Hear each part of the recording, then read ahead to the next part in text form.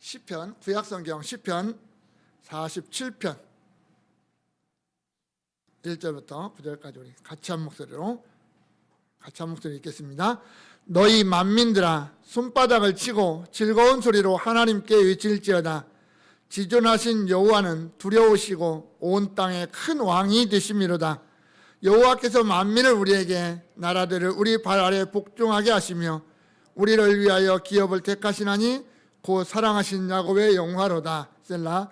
하나님께서 즐거운 함성 중에 올라가시며 여호와께서 나팔 소리 중에 올라가시도다. 찬송하라. 하나님을 찬송하라. 찬송하라. 우리 왕을 찬송하라. 하나님은 온 땅의 왕이심이라. 지혜의 시로 찬송할지어다. 하나님이 뭇 백성을 다스리시며 하나님이 그의 거룩한 보좌에 앉으셨도다. 문 나라의 고관들이 모임이여 아브라함의 하나님의 백성이 되도다.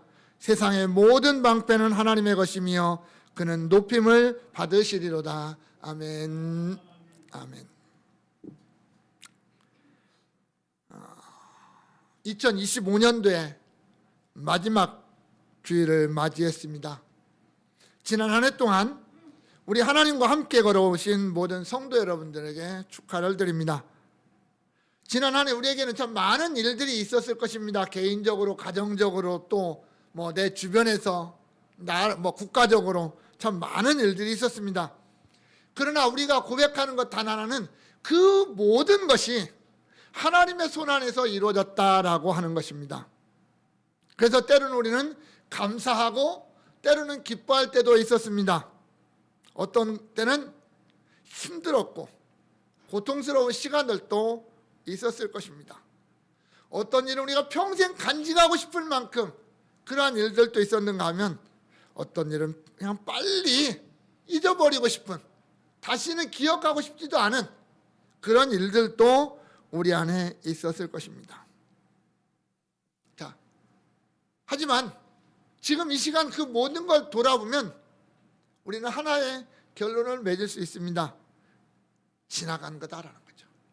지나간 거다. 우리가 아무리 몸부림치고 노력해도 그 시간을 되돌릴 수는 없습니다. 이미 지나간 시간, 이미 이루어져 버렸던 모든 일들은 내 마음대로 지금 바꾸고 어떻게 수정할 수 있는 그런 기회가 우리에게는 없다라는 거죠. 이 자리에 서 있는 우리는 지나간 모든 시간들은 내 등 뒤로 던져버리고 우리는 앞에 놓여져 있는 것, 내 앞에 우리 하나님께서 주시는 그 모든 시간들을 붙잡고 그것을 향하여 달려가야 된다라는 겁니다. 다만 우리가 한 해를 돌아보면서 그것을 정리할 때 내가 하나님 앞에 할 수 있을 게 과연 뭐가 있을까라는 것을 이제 한번 생각해 보자라는 겁니다. 내가 마땅히 해야 될 일은 뭐고, 내가 이 시점에서 하고 싶은 건 과연 뭘까? 반드시 해야 될 일은 뭘까? 오늘 본문은 우리에게 그것을 분명하게 가르쳐 주고 있습니다. 사실 성경에 보면 성도들에게 요구되는 게 참 많습니다. 성경은 우리에게 예배해라, 기도해라, 또 전도해라, 봉사해라, 섬겨라, 희생해라, 참 많은 것들을 우리에게 요구를 합니다. 그런데 그 중에서 가장 많이 등장하는 단어가 있다면 찬양이라고 하는 단어일 겁니다. 찬양, 찬미, 찬송, 어떤 이런 단어로 우리에게 성도들의 어떤 삶을 요구를 하는 걸 볼 수 있습니다. 특히 이 시편이라고 하는 이 성경은 하나님의 구원을 받은 백성들, 하나님의 놀라운 은혜를 체험한 하나님의 백성들이 하나님을 찬양하는 내용으로 가득 차 있다라고 할 것입니다. 그만큼 우리가 하나님을 찬양하는 어떤 삶은 우리의 삶 속에서 가장 귀중한 것이고 가장 우선해야 될 일이라고 하는 겁니다. 성경은 내가 하나님을 찬양해야 될 이유를 너무나도 분명하게 이야기를 합니다. 이사야 43장 21절에 뭐라고 말씀하시냐면 이 백성은 내가 나를 위하여 지었나니 나를 찬송하게 하려 합니다. 그 말씀하십니다. 하나님이 왜 우리를 창조하셨느냐? 창조하신 그 하나님, 그분을 찬양하도록 하기 위해서 우리를 창조하셨다, 이렇게 말씀하십니다. 하나님이 나를 창조하심도, 하나님이 나를 구원하심도, 하나님이 오늘 나를 보호하시고 인도하심도 궁극적으로 하나님 자신을 찬양하도록 우리로 하여금 창조된, 구원된 내가 하나님을 마땅히 찬양하도록 하기 위해서 하나님이 오늘 또 우리를 부르셨다라고 하는 겁니다. 따라서 내가 하나님을 찬양하는 것은 이유가 없습니다. 조건이 없다라는 거죠. 마땅한 본분이라는 말입니다. 또한 성도가 하나님을 찬양하는 것 이외에, 하나님 이외에 그 어떠한 것에도 우리의 찬양을 돌리지 말라고 성경은 말씀합니다. 이사야 42장 8절에 하나님은 이렇게 말씀하십니다. 나는 여호와이니 이는 내 이름이라. 나는 내 영광을 다른 자에게, 내 찬송을 우상에게 주지 아니하리라. 하나님은 지극히 욕심쟁이십니다. 하나님 위에 그 어떠한 것도 용납을 하지 않습니다. 그래서 십계명 제1계명도 나 위에 다른 신을 내게 두지 말라라고 말씀하십니다. 나만이 하나님이다. 나만이 신이다. 나만이 찬송을 받을 자다 라고 하나님 말씀합니다. 그 어떠한 대상에게도 하나님에게 돌려야 될 찬양의 극히 일부분도 용납하지 않는 그러한 하나님이시다라는 겁니다. 오늘 본문에서도 시인은 그 이야기를 합니다. 마땅히 세상 모든 만민들이 오직 여호와 하나님만을 찬양하라. 그 하나님만을 찬양하라 라는 것을 요구하고 있습니다. 왜 그럴까요? 오늘 2025년도를 마무리하면서 하나님을 찬양하라 라는 제목입니다. 하나님을 찬양하라. 왜? 그분은 우리의 왕이시다라는 겁니다. 우리의 왕이시다. 2절에 지존하신 여호와는 두려우시고 온 땅의 큰 왕이 되심이라고 했습니다. 7절에서도 하나님은 온 땅의 왕이심이라 이렇게 말씀하고 있거든요. 여기 와서 이 큰 왕, 이 큰 왕이라는 말은 우리가 생각하는 어떤 그런 개념하고는 좀 다릅니다. 당시에 큰 왕이라고 일컬음을 받던 사람은 저 아수르나 바벨론이나 페르시아나 뭐 이런 당시에 그 소아시아 지방과 유럽을 정복하고 다스렸던 왕, 그 왕에게 붙여졌던 명칭이 큰 왕이었습니다, 사실은. 그런데 오늘 시인은 이 땅에 있는 그 어떤 왕, 눈에 보이는 그런 왕이 큰 왕이 아니라 우리 하나님, 저 천상에 계시는 하나님, 그분만이 우리의 왕이다, 이렇게 이야기하고 있는 겁니다. 그 하나님은 어미하신 왕입니다. 두려우신 왕이에요. 온 땅이 정말 두려워해야 할 그런 왕이시다. 저 아수르나 바벨론에 있는 왕, 그런 칼을 들고 정복하는 그런 왕을 두려워하는 게 아니라 우리의 모든 삶을, 또 우리의 생명까지, 우리의 영혼까지도 주관하시는 그 하나님, 모든 피조물은 마땅히 그분을 두려워해야 된다. 그 정도의 큰 왕이라는 말입니다.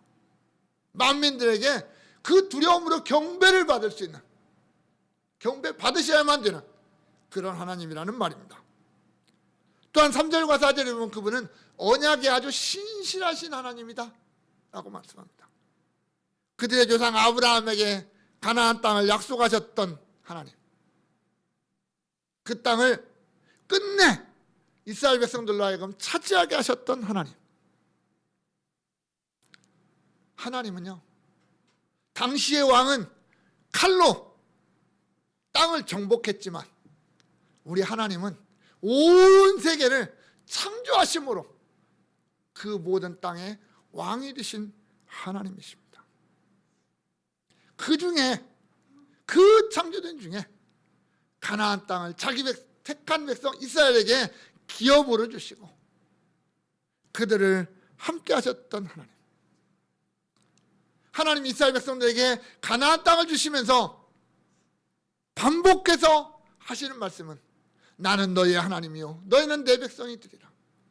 나는 너희의 왕이요 너희는 내 백성이다. 하나님은 끊임없이 그렇게 그들에게 말씀하셨습니다. 하나님은 오늘 또 우리에게 이렇게 말씀하십니다. 나는 너의 왕이요 너는 내 백성이다. 나는 너희의 하나님 너희의 왕이요 너희는 내 백성이다.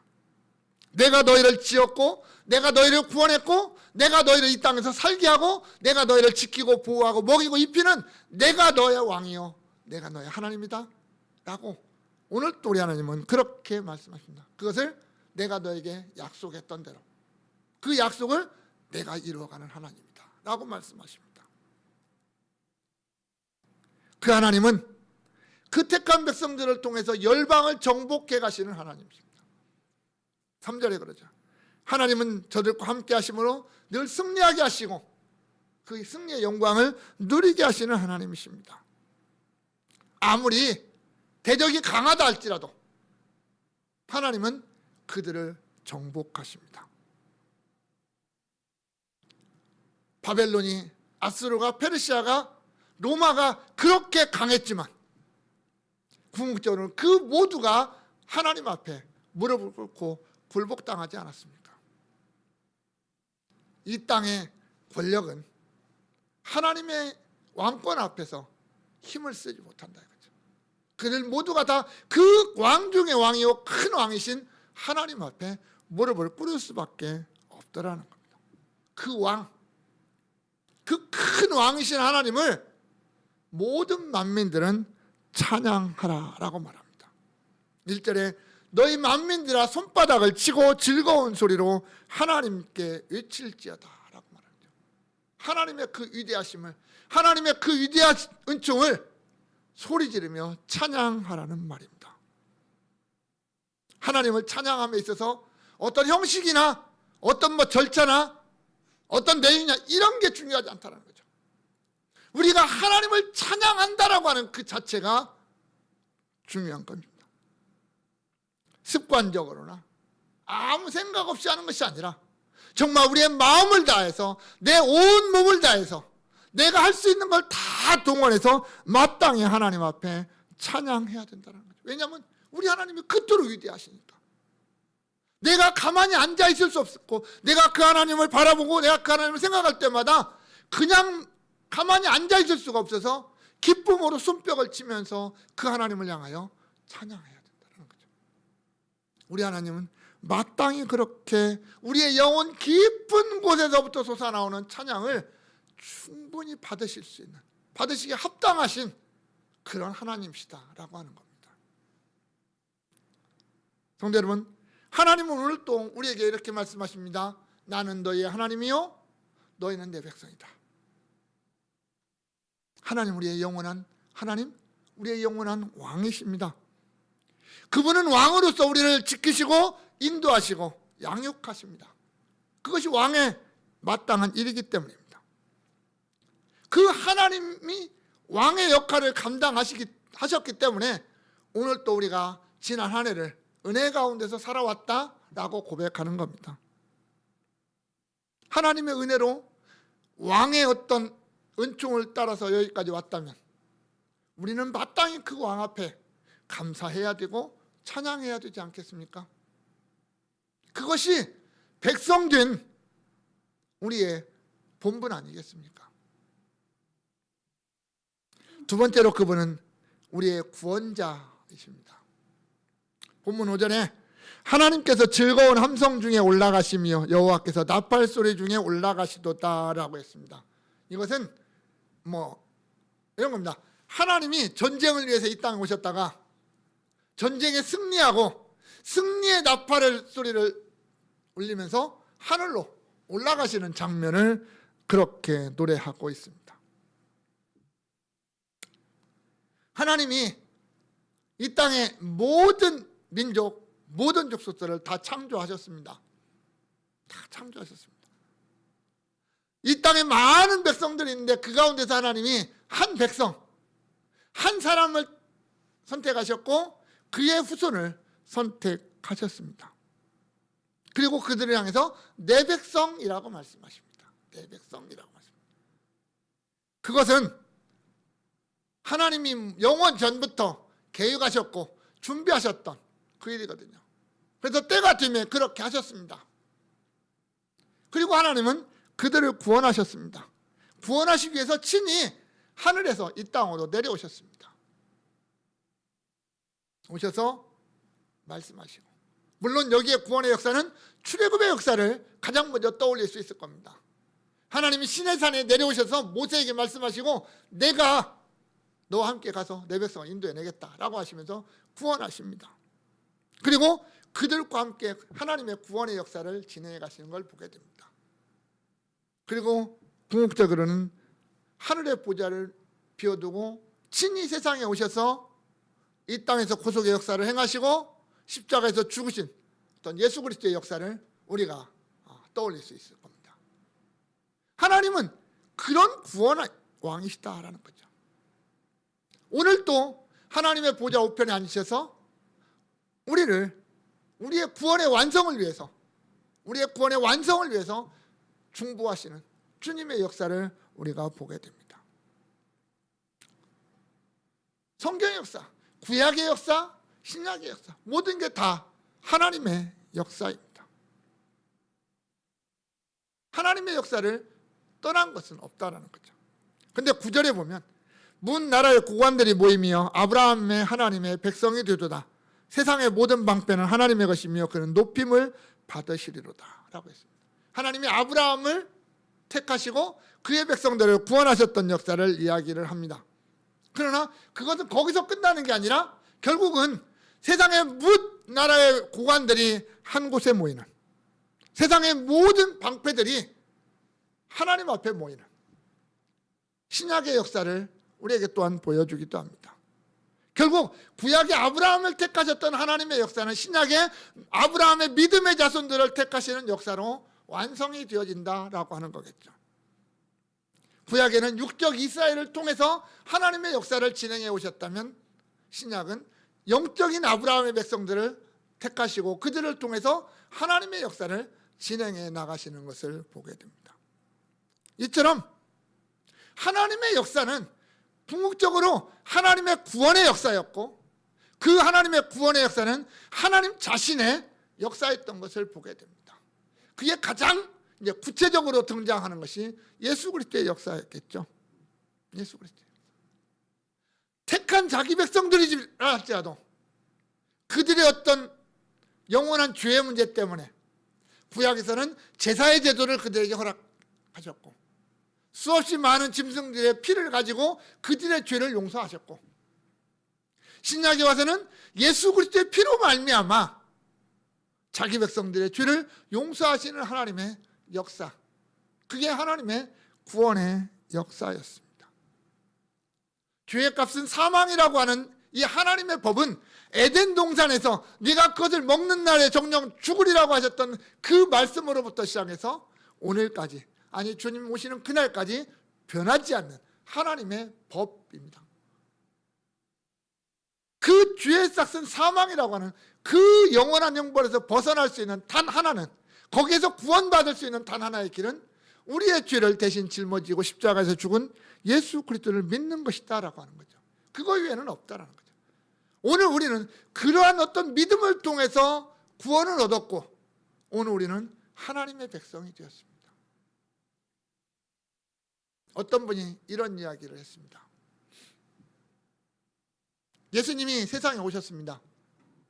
하늘의 보좌를 버리고 세상에 오셨습니다. 근데 세상 사람들 다 뒤져봤는데 당신이 구원해야 될 사람이 나 한 사람밖에 없는 거예요.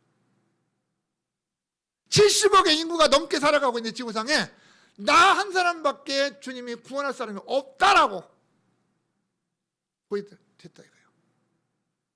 그때 주님은 어떻게 하셨을까? 우리 주님은 나 한 사람 때문에, 나 한 사람 구원하기 위해서 기꺼이 십자가를 지셨을 거다. 그렇게 말씀하십니다. 우리 주님이 나를 구원하시는 역사는 그런 역사입니다. 주님이 십자가를 지는 것은 다른 사람들을 위해서, 세상의 많은 사람들을 위해서라기보다는 나 사람을 위해서, 나 같은, 지금 나 같은 자, 나 하나를 위해서 십자가를 지셨다는 거예요. 나를 구원하기 위해서. 우리 하나님은요, 나를 세상에 창조해 놓고 그걸로 끝나버린 게 아닙니다. 내가 하나님의 창조물인데 하나님 나를 창조해 놓고 네 맘대로 살아라, 네가 알아서 살아, 이게 아닙니다. 우리를 그 영원한 주 가운데서도 구원해내시는 하나님이시다라는 거죠. 구원해내시는. 내가 하나님 앞에 나 주 가운데서 못 살겠습니다 하고 외쳐본 적 없습니다. 하나님 나 구원해달라고 몸부림친 적도 없습니다. 그런데 하나님이 나를 사랑하셔서 나를 구원하셨다라는 거예요. 다만 하나님은 이렇게 말씀합니다. 내가 너를 위해서 행한, 내가 너를 구원하기 위해서 행한 그 어마어마한 역사를 네가 믿어라 라고 말하는 거죠. 그 믿음 하나만 요구하시는 거죠. 그러면서 성경은 우리에게 그 믿음조차도 내가 믿고 싶어서 믿은 게 아니다라고 말씀하잖아요. 에베소 2장 8절에서 9절에 이렇게 하죠. 너희는 그 은혜에 의하여 믿음으로 말미암아 구원을 얻었나니, 은혜에 의하여 믿음으로 구원을 얻었나니 이것이 너희에게서 난 것이 아니요 하나님의 선물이라. 행위에서 난 것이 아니니 이는 누구든지 자랑하지 못하게 함이라. 여러분, 내가 믿었다고 내 자랑 아닙니다. 내가 믿었다고 내 자랑 아닙니다. 내가 예수 믿어서 내가 구원받은 것처럼 생각하지 마십시오.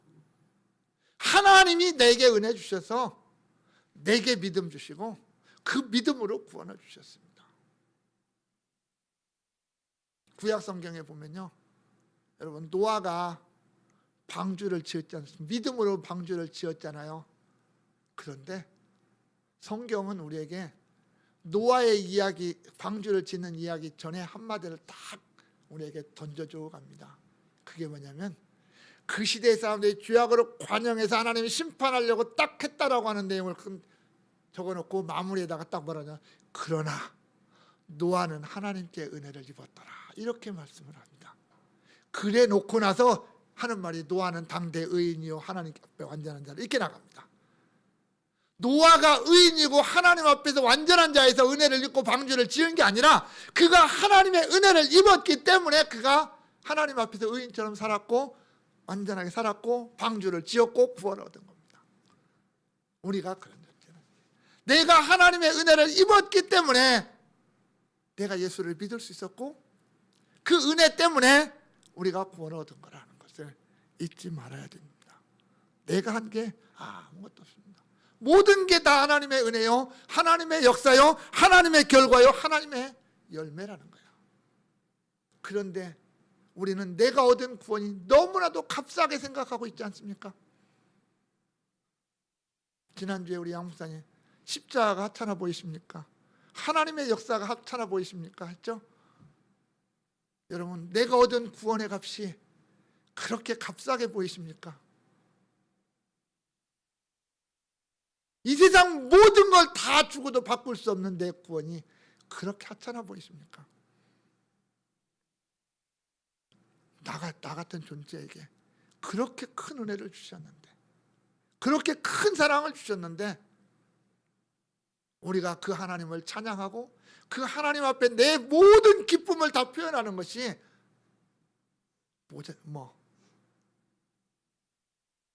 마땅한 일 아니겠습니까? 나 때문에 하늘을 버리고 세상에 오신 그 주님, 나 때문에 십자가를 지신 주님, 나 때문에 그 죽음을 이기고 부활하신 주님, 나 때문에 다시 오실 그 주님을 우리가 마음껏 찬양하는 것 당연한 일 아니겠습니까? 그래서 6절에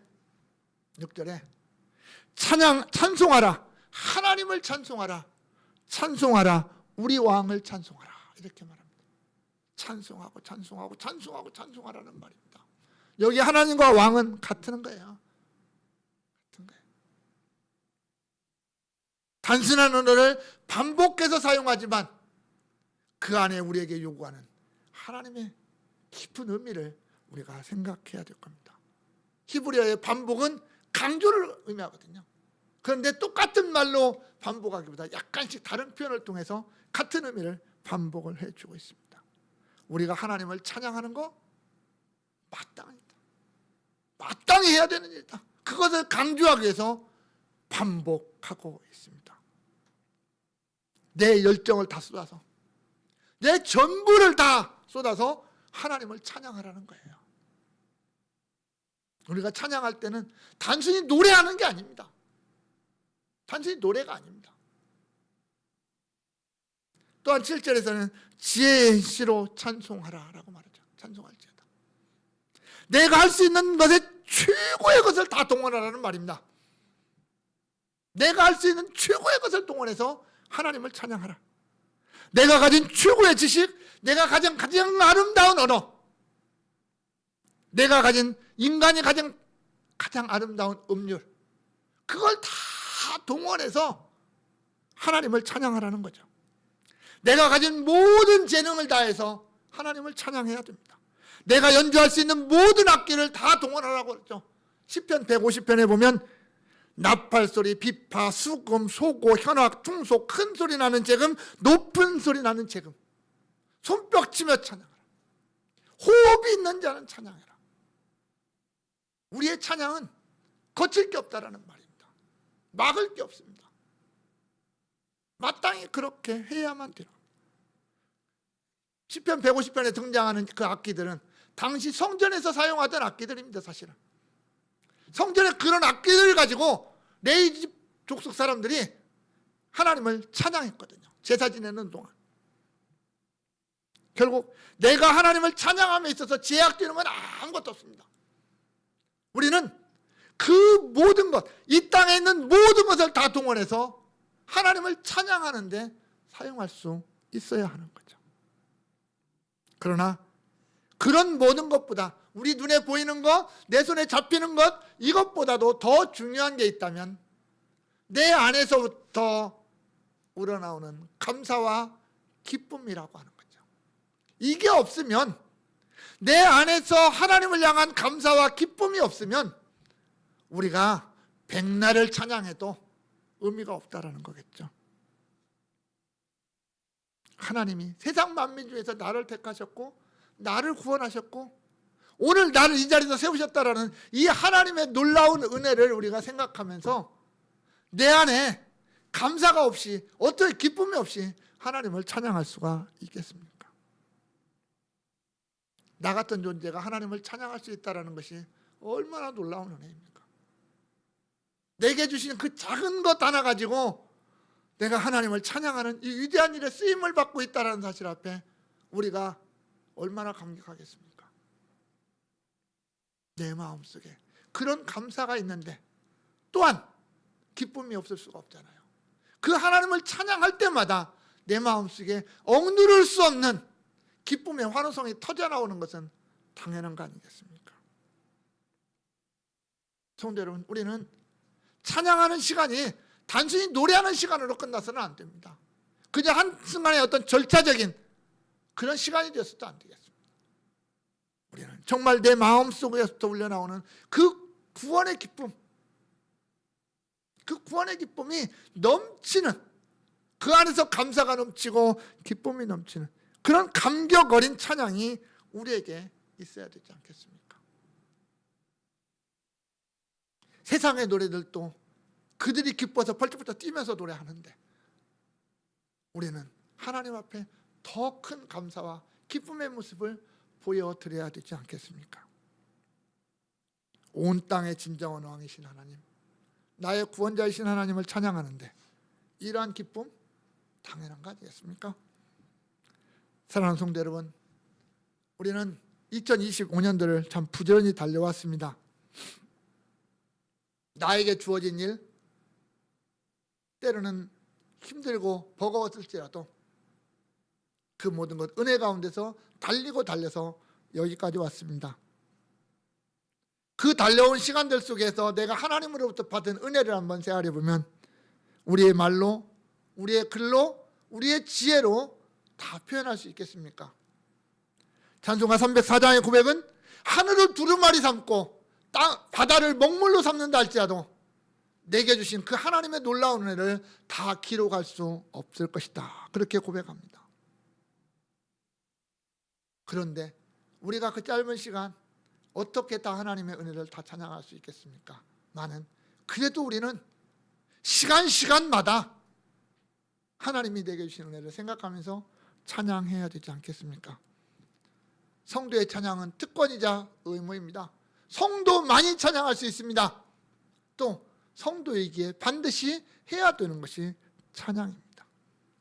우리가 하나님을 찬양할 때 또한 우리의 마음속에 또 다른 은혜와 기쁨이 있고 또 내 삶의 진정한 의미를 우리가 발견하게 되고 또 그 찬양을 통해서 내 삶에 새로운 하나님의 어떤 은혜로 새로운 능력으로 삶의 어떤 에너지를 충전할 수 있는 그 과정이 또한 찬양이기도 하잖아요. 따라서 우리는 내가 살아있는 한 우리는 하나님을 찬양해야 합니다.